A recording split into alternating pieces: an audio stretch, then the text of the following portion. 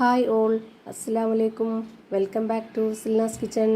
ഇന്നത്തെ റെസിപ്പി നല്ലൊരു variety tasty ആയിട്ടുള്ള ഒരു അടിപൊളി ഈവനിങ് സ്നാക്സിൻ്റെ റെസിപ്പിയാണ്. കുട്ടികളൊക്കെ വളരെ പെട്ടെന്ന് ഒരു പലഹാരം വേണമെന്ന് പറയുന്ന സമയത്ത് നമുക്ക് പെട്ടെന്ന് തയ്യാറാക്കി കൊടുക്കാൻ പറ്റുന്ന നല്ലൊരു ഈസി ആയിട്ടുള്ള ഒരു വെറൈറ്റി പലഹാരമാണ്. നല്ല സോഫ്റ്റ് ആയിട്ട് പഞ്ഞ് പോലെ ഇരിക്കുന്ന ഒരു അടിപൊളി പലഹാരമാണ്. എത്ര കഴിച്ചാലും മതി വരില്ല, അത്രയും ടേസ്റ്റി ആയിട്ടുള്ള ഒരു പലഹാരമാണ്. അപ്പോൾ ഇതെങ്ങനെയാണ് തയ്യാറാക്കിയെന്ന് അറിയാനായിട്ട് വീഡിയോ സ്കിപ്പ് ചെയ്യാതെ മുഴുവനായിട്ടൊന്ന് കണ്ടു നോക്കണേ. റെസിപ്പിയിലോട്ട് കടക്കുന്നതിന് മുമ്പായി സിൽനാസ് കിച്ചൺ ചാനൽ ആദ്യമായിട്ട് കാണുന്നവരാണെങ്കിൽ പ്ലീസ് ഒന്ന് സബ്സ്ക്രൈബ് ചെയ്തേക്കണേ. ഒപ്പം തന്നെ ഈ വീഡിയോസ് നിങ്ങൾക്ക് ഇഷ്ടപ്പെടുകയാണെങ്കിൽ ഒരു ലൈക്ക് ചെയ്ത് ഷെയർ ചെയ്ത് സപ്പോർട്ട് ചെയ്യാനും മറക്കരുതേ. ഇനി നമുക്ക് ഇതെങ്ങനെയാണ് തയ്യാറാക്കുന്നതെന്ന് നോക്കാം. ഇതിനായി ആദ്യം തന്നെ 2 കോഴിമുട്ട ഒരു പാത്രത്തിലേക്ക് പൊട്ടിച്ചൊഴിച്ചു കൊടുക്കുന്നുണ്ട്. ഞാനിവിടെ ഈ ഒരു 2 കോഴിമുട്ടയ്ക്കനുസരിച്ചാണ് ബാക്കിയുള്ള എല്ലാ ഇൻഗ്രീഡിയൻസും എടുക്കുന്നത്. ഓരോരുത്തർക്കും എത്രയാണോ പലഹാരം വേണ്ടത് അതിനനുസരിച്ച് മുട്ട എടുക്കുമ്പോൾ ബാക്കിയുള്ള ഇൻഗ്രീഡിയൻസിൻ്റെ അളവും വ്യത്യാസം വരും. ഇനി ഇതിലേക്ക് മീഡിയം വലിപ്പത്തിലുള്ള ഒരു ഉരുളക്കിഴങ്ങ് എടുത്തിട്ടുണ്ട്. തൊലിയൊക്കെ കളഞ്ഞതിന് ശേഷം നല്ലപോലെ കഴുകി എടുത്തിട്ട് ഗ്രേറ്ററിൻ്റെ ചെറിയ ഹോളിലിട്ടിട്ടൊന്ന് ഗ്രേറ്റ് ചെയ്തിട്ട് എടുക്കുന്നുണ്ട്. 2 കോഴിമുട്ടയ്ക്ക് ഒരു കിഴങ്ങ് ആ ഒരു രീതിയിലാണ് എടുത്തിട്ടുള്ളത്. പിന്നെ ഇതിലേക്ക് വേണ്ടത് ഒരു സബോള, 2 പച്ചമുളക്, അതും ഇതുപോലെ നന്നായിട്ട് ചെറുതായിട്ട് കട്ട് ചെയ്തിട്ടാണ് ഇതിലേക്ക് ഇട്ട് കൊടുത്തിട്ടുള്ളത്. വേറെ ഏതെങ്കിലും വെജിറ്റബിൾസ് കൂടി ഇതിലേക്ക് ആഡ് ചെയ്ത് കൊടുക്കണം താല്പര്യമുള്ളവർക്ക് അതുകൂടി ഇട്ട് കൊടുക്കാം. അടുത്തതായി ഇതിലേക്ക് വെളുത്തുള്ളി, ഇഞ്ചി ചതച്ചതാണ് കുറച്ചിട്ട് കൊടുത്തിട്ടുള്ളത്. ഇനി ഇതുപോലെ ഒരു സ്പൂൺ അളവിൽ 1/2 സ്പൂണോളം മുളക് പൊടി.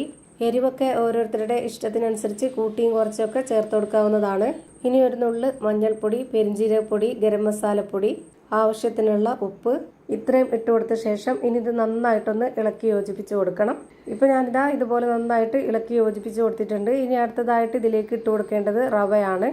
റവ വറുത്തതോ വറുക്കാത്തതോ ഏതായിരുന്നാലും കുഴപ്പമൊന്നുമില്ല.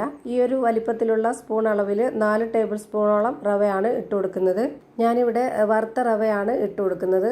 ഈ റവയും കൂടെ ഇട്ട് കൊടുത്തതിന് ശേഷം ഇനി നമുക്ക് ഇതെല്ലാം കൂടി നന്നായിട്ട് ഒന്നുകൂടെ ഇളക്കി യോജിപ്പിച്ച് കൊടുക്കണം. ഈ റവ കട്ടയാവാതെ നന്നായിട്ട് ഇളക്കി കൊടുക്കണം. അപ്പോൾ ഞാനിതാ ആ ഒരു സ്പൂൺ കൊണ്ട് തന്നെ ഇത് നന്നായിട്ട് ഇളക്കി യോജിപ്പിച്ച് കൊടുത്തിട്ടുണ്ട്. ഇനി ഇതിലേക്ക് കുറച്ച് കറിവേപ്പില ഇട്ട് കൊടുക്കാം. അതിൻ്റെ കൂടെ തന്നെ ഒരു ഉണക്കമുളക് കട്ട് ചെയ്തതും കൂടെ ഇട്ട് കൊടുത്തിട്ടുണ്ട്. ഇത് ഓപ്ഷണലാണ്. കറിവേപ്പിലയും ഉണക്കമുളകും ഉണ്ടെങ്കിൽ കുറച്ചുകൂടി നല്ല മണവും ടേസ്റ്റൊക്കെ ആയിരിക്കും. മല്ലിയിലയുടെ ഫ്ലേവർ ഇഷ്ടമുള്ളവർക്ക് അതുകൂടി ചേർത്ത് കൊടുത്ത് ഇളക്കി കൊടുക്കാം. ഇപ്പോൾ നമ്മുടെ ഈ ഒരു മിക്സ് നന്നായിട്ട് റെഡിയായി കിട്ടിയിട്ടുണ്ട്. ഇനി ഞാനിവിടെ തയ്യാറാക്കി എടുക്കുന്നത് ഇതുപോലൊരു ഇരുമ്പിൻ്റെ ചട്ടിയിലാണ്. നോൺ സ്റ്റിക്കിൻ്റെ പാനിൽ എണ്ണ ഇല്ലാതെ ചെയ്തെടുക്കാം. ഞാനിവിടെ ഇരുമ്പിൻ്റെ ചട്ടിയിൽ കുറച്ച് എണ്ണ ഒന്ന് തടവിയതിന് ശേഷം അതിലേക്കാണ് ഇത് മുഴുവനായിട്ടും ഒഴിച്ചു കൊടുത്തിട്ടുള്ളത്. ഇതുപോലെ ഇരുമ്പിൻ്റെ ചട്ടിയിലാവുമ്പോൾ കുറച്ച് കുഴിയായിട്ട് ആ ഒരു ഷേപ്പിൽ കിട്ടാനാണ് ഞാൻ ഇതുപോലെ ചെയ്തെടുത്തിട്ടുള്ളത്. ഇതുപോലെ ഒരു സ്പാച്ച് വെച്ചിട്ട് നന്നായിട്ട് കറക്റ്റ് ലെവലാക്കി കൊടുത്തിട്ടുണ്ട്.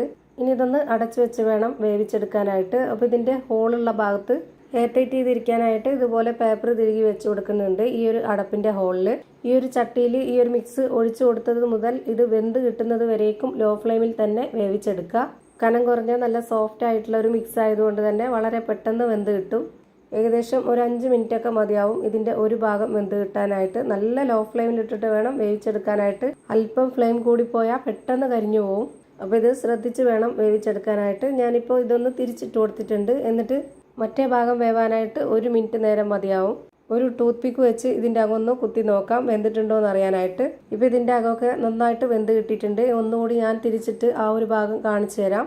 ഇപ്പോൾ ദാ നമ്മുടെ സോഫ്റ്റ് ആയിട്ടുള്ള നല്ല പഞ്ഞ് പോലെ ഒരു അടിപൊളി പലഹാരം റെഡിയായി കിട്ടി. ഭയങ്കര സിമ്പിളായിട്ടുള്ള നല്ല ടേസ്റ്റി ആയിട്ടുള്ള ഒരു പലഹാരമാണ്.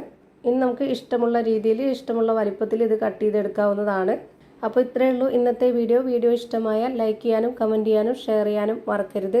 അതുപോലെ തന്നെ ഞാനിടുന്ന പുതിയ വീഡിയോസ് നോട്ടിഫിക്കേഷനായിട്ട് കിട്ടുന്നതിന് വേണ്ടി സബ്സ്ക്രൈബ് ചെയ്ത് ബെല്ലൈക്കൺ അമർത്തി അതിൽ ഓൾ എന്ന ഓപ്ഷൻ എനേബിൾ ചെയ്ത് കൊടുക്കാനും മറക്കരുത്. പുതിയൊരു വീഡിയോയുമായി വീണ്ടും വരും. Thank you for watching.